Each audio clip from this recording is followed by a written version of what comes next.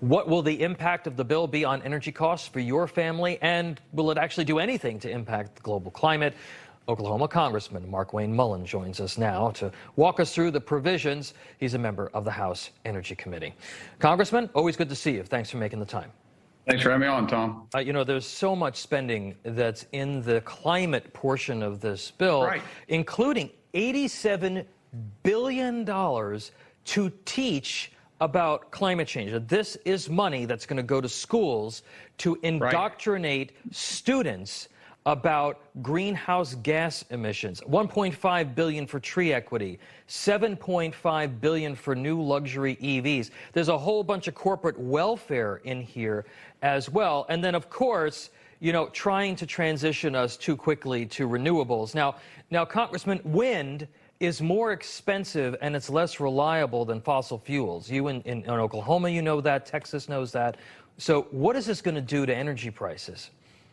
Energy approach, we do it in Texas or in Oklahoma all the time. We have solar, we have hydro, we have wind, and of course we have an abundance of natural gas and crude oil. But when we start talking about if we make the transition completely off of fossil fuels, that means we end all coal production, we end all natural gas and all crude, and we simply go to renewables, which would be wind and which would be solar.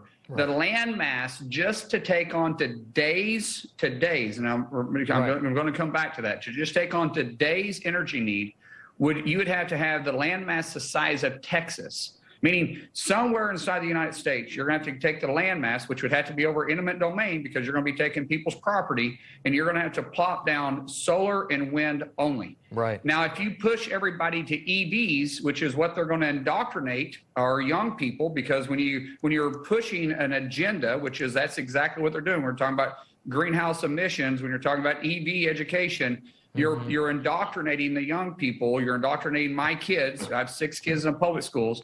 If you do that alone, the average house inside the United States has 2 vehicles. That's the average household. The average household, to charge 2 electric vehicles overnight, it would take an additional 180 amp service. Your average house is a 200 amp service. Yeah. So you're going to be doubling to a 400 amp service to every house just to charge your vehicles. Yeah. Where's that energy going to come from? Yeah, it's totally not practical. But with respect to the EVs, there's also a lot of smoke and mirrors in here. Even the Alliance for Automotive Innovation, which represents General Motors, Toyota, and Ford, is saying that the bill would make 70% of the electric vehicle models ineligible for tax credits, which is then going to make them even more expensive than they already are. The CBO, the Congressional Budget Office, backs those claims. So who does this even help? Yeah, and so why is it that that 70% wouldn't be eligible?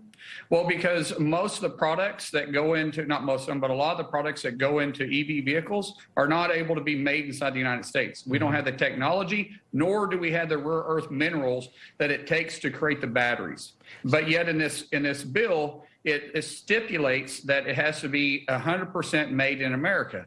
It's almost impossible. In fact, I'd almost argue and say, where's the 30% coming from? Because I really don't know any EV vehicle that's able to be made 100% inside the United States. Now, what they may be saying is they're shipping in components from outside of the country, and then they're assembling here inside the United States, and maybe that's where they're getting 100% American made. But Congressman, at the end of the day, China is the one who wins big when it comes to this bill. Yes. The rare earth minerals that it takes to put in most EV vehicles, and including windmills, most of that is controlled by China. In fact, out of the rare earth mineral reserves around the world, China has direct access or complete control of 4 of the top 5 biggest rare earth mines. All right, Congressman Markwayne Mullin, thank you so much for breaking all of that down for us. Unfortunately, no good news coming out of the Congress on this bill. Appreciate you being here, sir. Thank you, Tom. Thanks for having me on.